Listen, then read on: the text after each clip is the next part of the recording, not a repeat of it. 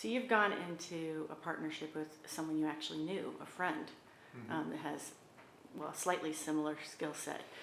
Can you tell us how that's been to be in a partnership and some of the things that you need to keep in mind when you go into business with someone you know? Sure. I was actually I was the best man at his wedding, so it wasn't even just Oh, a colleague. It almost be even closer to family. There's a couple things.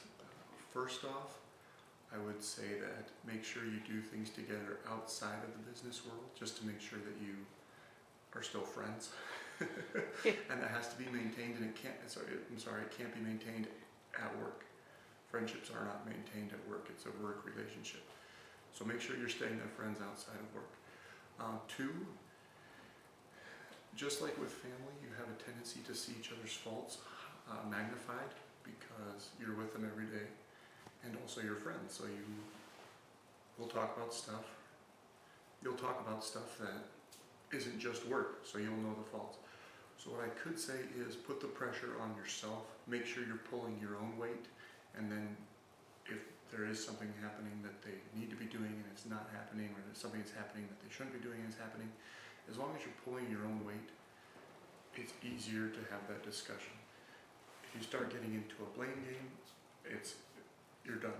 The first time you point a finger, you're done. So make sure you're keeping a friendship relationship outside of the work area, and when there always will be, when the temptation comes to point the finger, make sure that you are pulling your own weight before you even think about criticizing their effort. And you'll find that they'll return that because you're friends, you're coworkers. So fine line, but you need to walk it. Yeah, that's a really good point.